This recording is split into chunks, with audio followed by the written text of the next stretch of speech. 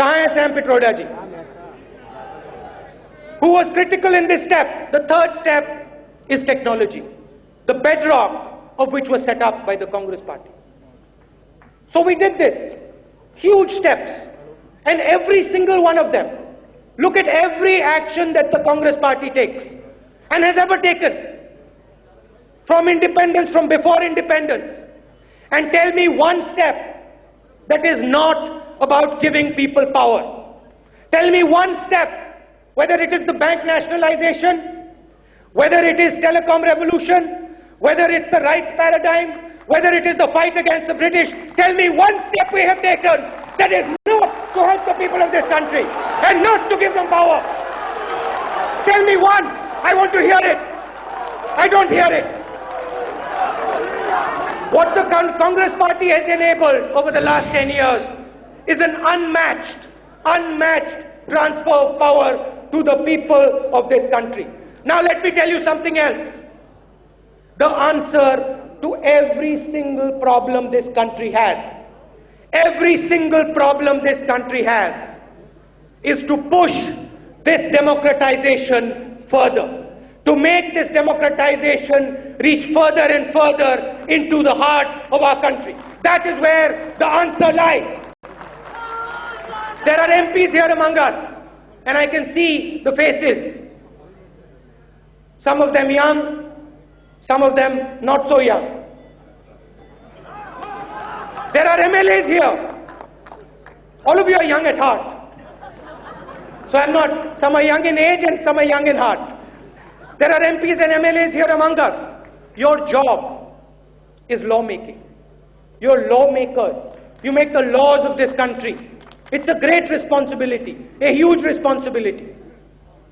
Now, while the work you do on the ground is very important, we need to bring your voice back into lawmaking.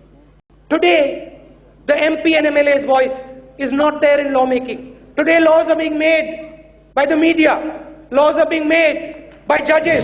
Laws are being made in the streets of this country. And the people who've been elected to make those laws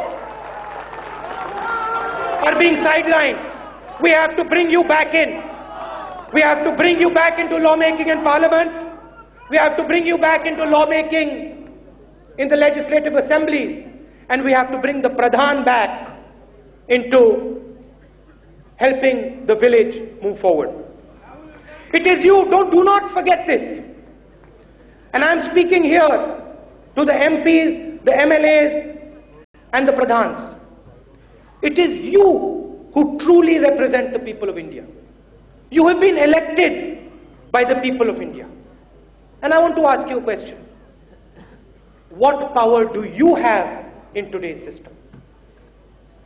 We need to bring the voice of elected local self-government representatives into the governments. Democracy is not ruled by dictate. See, we've struggled for this for the last 100 years. Democracy is not ruled by one man. Democracy is ruled through the empowered, elected representative, through you. We have to empower all of you and bring you back into lawmaking so that the voice of the MP is heard in Parliament. There I see Dipinder nodding his head. Because we sit in Parliament and we talk about this. We talk about the fact that MPs do not truly make laws. So we need to bring the voice of the MP back into Parliament. We need to bring the voice of the MLA back into the legislature. And we need to bring the voice of the Pradhan in the village. But whose voice do we have to listen to most? And this voice is even more important than the MPs and the MLAs and the senior leaders. That voice is your voice, the voice of the Congress worker, the person who gives us his blood and his sweat every single day of the year. Common people should be able to enter politics with ease, Common people should be able to walk into the political system, but today they cannot. We need to change that. We need to make sure that they can come in with ease.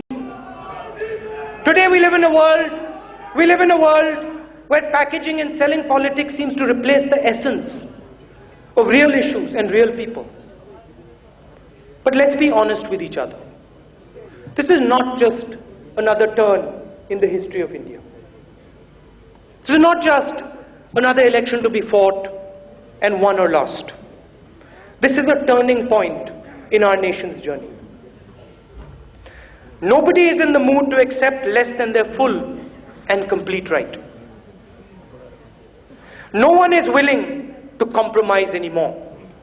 They want individual choice. They want participation. They want a fair deal. And frankly, they deserve it. This is the reality. Either we wake up to their aspirations, or we have no business to claim that we represent them. The change that is taking place around us is unstoppable. The imperative before us is not whether to change, but when and how to change. What does this mean for us as a political party? It means responding to the immense demand for political and governmental reform in the revolutionary and dynamic way that only the Congress party is capable of doing. It means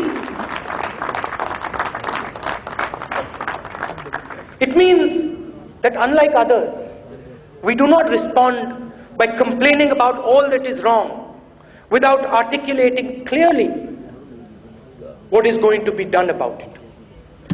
We do not respond by proposing oversimplified non-solutions.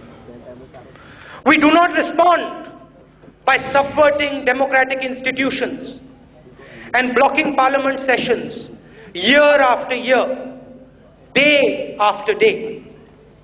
We do not respond by turning people against one another. We do not respond by lighting the fires of communal hatred. No, we do not respond by proposing either that the structures of democracy be handed over to one man or that they be viciously destroyed. The Congress party responds through peaceful, democratic and constitutional means. We respond from the soul of the values that built this great nation.